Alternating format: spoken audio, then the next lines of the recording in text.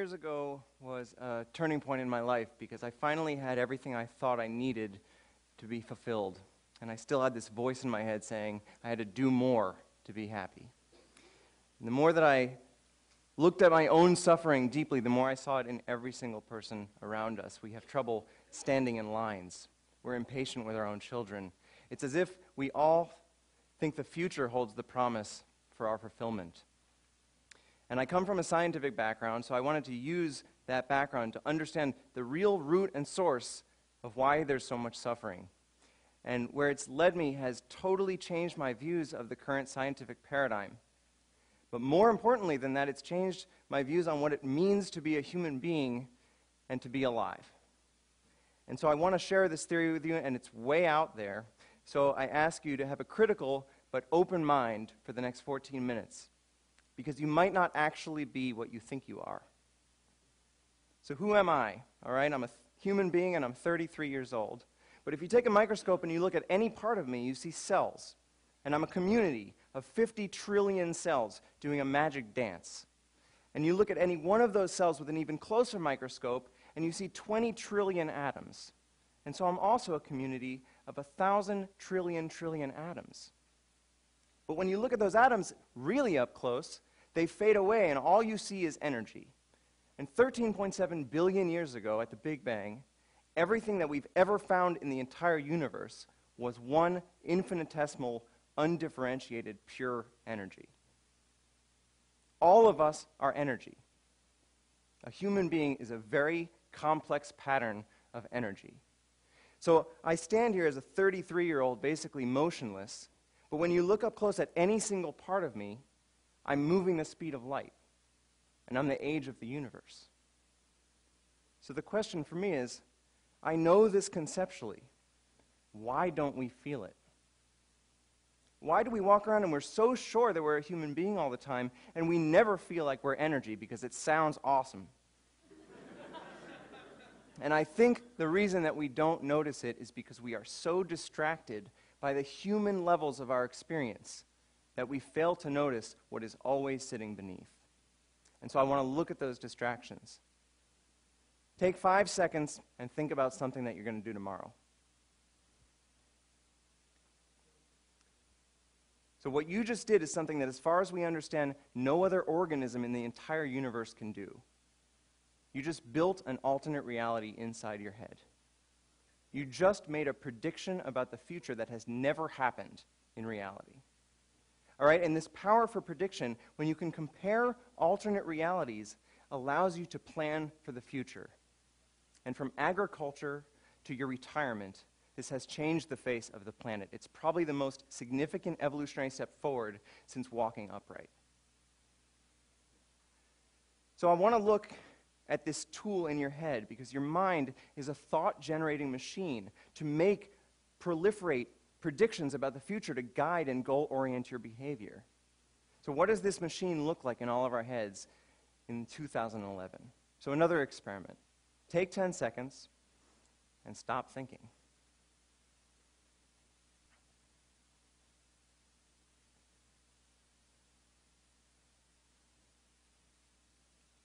Okay, did anyone make it 10 seconds? Yeah, I make it about 2, and then I start strategizing about how I'm going to stop thinking. I think about that the whole time.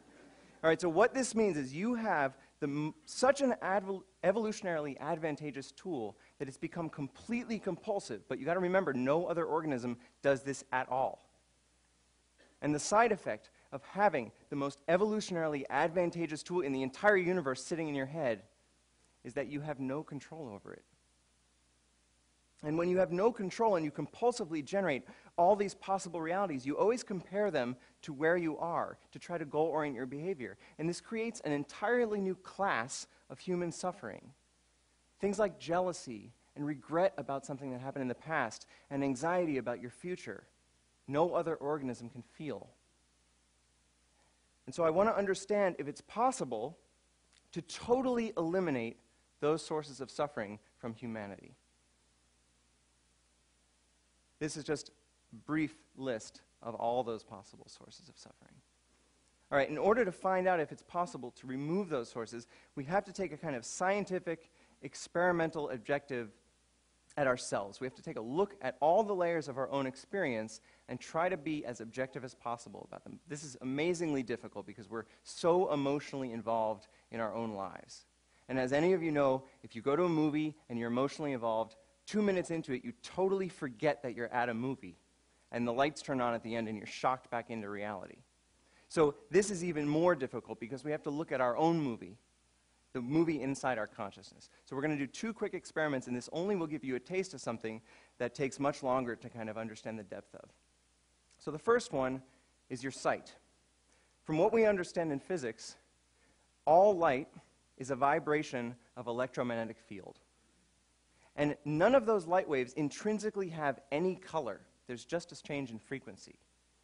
But once those waves go into your eye and into your brain, you create the subjective experience of color.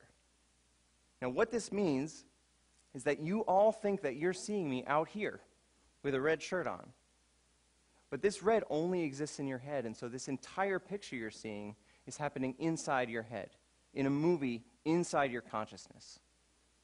And if you remove a little bit of the attention from me directly, you can start to have some attention on yourself, noticing that you are seeing me inside your head. So let's do a second experiment. It's even more subtle than that one. Read the sentence twice, silently to yourself.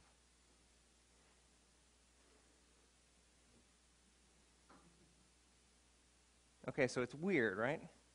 But you can get this very weird, subtle perspective that you can look at your own thought process objectively. You're actually listening to the soundtrack of thoughts inside your head, in your movie of consciousness.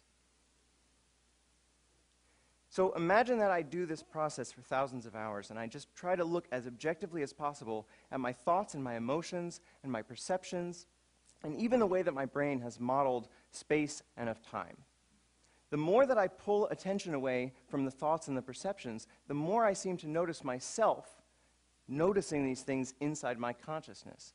And eventually, maybe I can pull all of the attention away from all of those layers of thoughts, perceptions, my body, my sensations. And there's nothing left to perceive. There's nothing left that I can consider myself because I've seen it all in front as not me. And yet the one thing that remains is this feeling of existence. I am remains. This feeling of I am.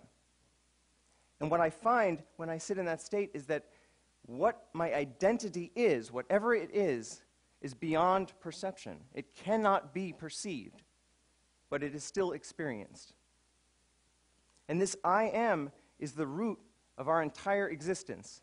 I am is latent in every single aspect of our existence, but just like a fish might never notice the water that it swims in, we might never notice the I am because it's covered.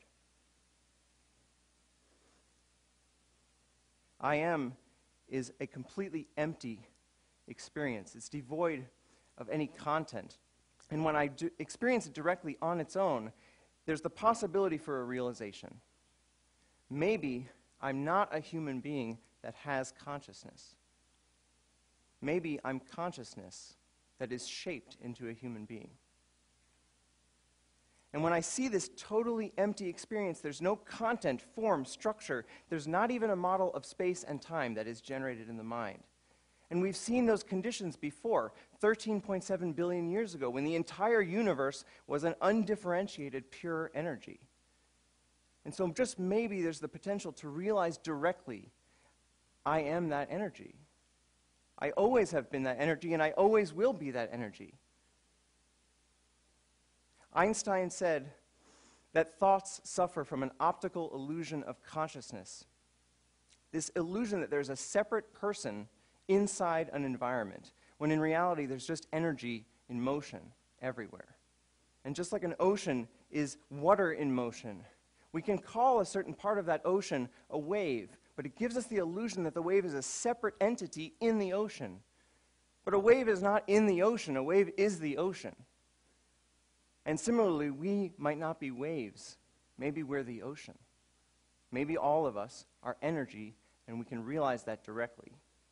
Now, this experience could never be reduced to words, because it makes words. But it could be experienced, and I think it's such an important experience that people have been trying to name it for thousands of years, and they call it spiritual enlightenment. And I think the first human beings started realizing that they were fundamentally energy about 2,500 years ago. And all of them say the same thing. They say it is the complete ending of human suffering.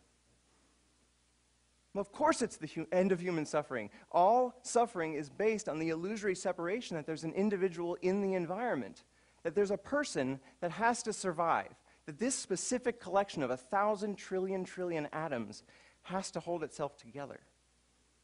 But if I realize directly that I am energy, and I realize that the body and the mind are a temporary manifestation of that energy, then I can fully accept the death of the body and mind as something that does not happen to me, because I was always energy and I always will be.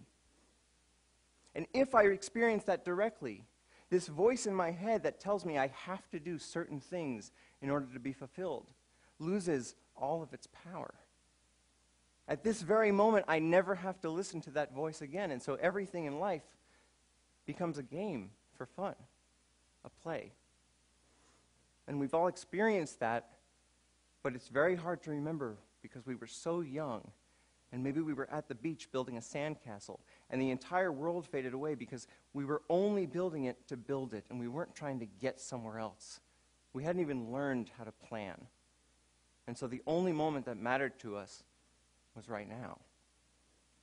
I think this experience is so important and powerful that every religious tradition at its core has been trying to convince us of its importance.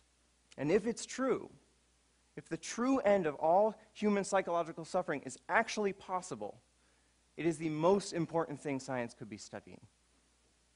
When we look at monks and nuns who have meditated or prayed for thousands of hours, we see remarkable shifts on their brain scans. Trillions of neural connections have changed configuration. And along with this quantifiable, objective change in the operating system of the brain, they describe a feeling of undifferentiated, infinite oneness. To me, that sounds like they're having the direct experience of being energy. Now, Enlightenment science and Enlightenment engineering would study these ancient technologies of prayer and meditation as data sets to understand what has to change in the structure of a human brain for a human being to understand that they are energy directly. And we still have no idea how much modern technology could completely change our ability to understand that. Maybe it's possible that within our lifetimes we could actually eradicate human suffering.